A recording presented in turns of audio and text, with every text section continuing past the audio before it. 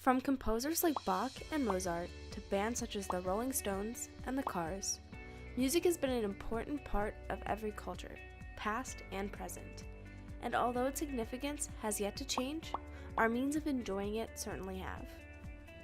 The invention of MP3 players changed the way we listen to music forever, but where did it all begin? Portable music began with the Walkman, a Sony product invented in 1978. The Walkman was a compact playback device that utilized headphones and played music off cassette tapes, allowing people for the first time to listen to music wherever and whenever they wanted. Then came the Discman, the first portable CD player invented in 1984. After the Discman came the invention of MP3 itself, a digital music format that used loosey audio data compression. This new file type was 10 times smaller than the CD, with the same quality level, which allowed for a huge number of songs to be stored. For a short period of time, MP3 was utilized exclusively on computers. That is until the invention that began an era, the first MP3 player.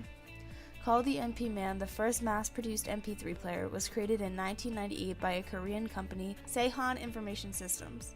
It contained only 32 megabytes and encoded at a rate of 128 kilobytes per second. Shortly after its creation came the Rio PMP300, produced by Diamond Multimedia. The Rio was the first commercially successful MP3 player, and although it could barely hold a full album, the small device had a huge impact on digital music forever. MP3 players and iPods alike have both certainly changed a lot over the years. Since the release of the first MP3 player, the way we listen to and enjoy music has evolved.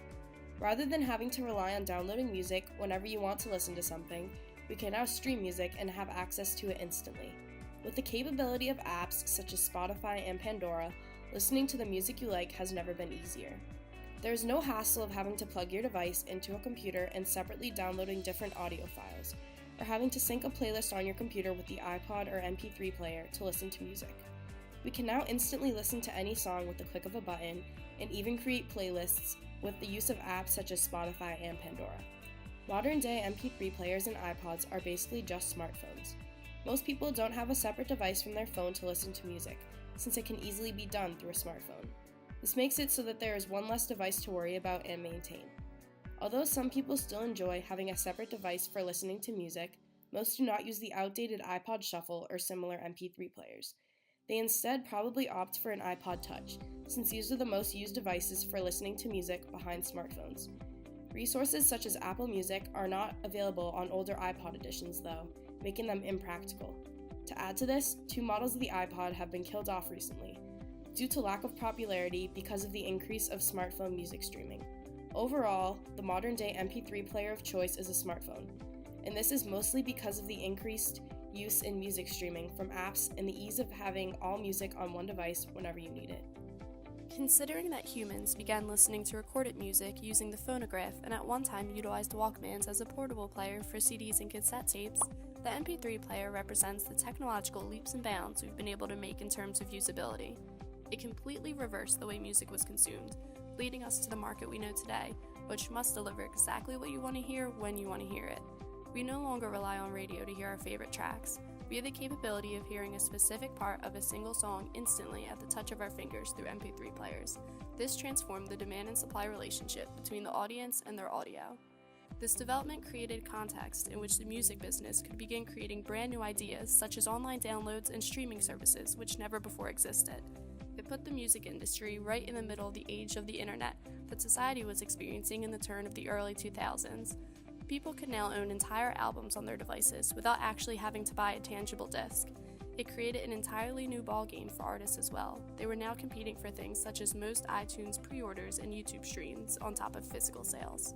In 2017, Apple announced the discontinuation of its iconic devices, the iPod Shuffle and the iPod Nano. It continues, though, to support its iPod Touch products. Although with Apple's regular releases of more advanced and more appealing iPhones, iPod sales have been steadily decreasing. So if MP3 players are almost obsolete, where do we stand today? Since the music industry's gradual transition to digital, more and more people are relying on streaming services. It started with global radio services like iHeartRadio, Pandora, and SiriusXM.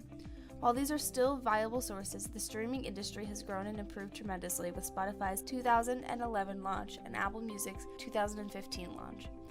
As of April 2017, the services had 50 million and 20 million users respectively. Before that, most of the revenue came from physical purchases like CDs and vinyl records. In 2011, streaming only accounted for 18% of the digital revenue. As the power of internet grew stronger, 4 years later, in 2015, streaming and digital downloads accounted for 2/3 of the total industry revenue. Now, total revenues are up 11% from 2015 and can be credited to on-demand streaming services. From Walkmans to MP3 players to iPods to digital streaming, the way we listen to music has evolved so much. To keep up, top providers have to quickly adopt the out with the old and in with the new attitude. As we continue to progress in the digital age of listening to music, the only question that remains is, what's next?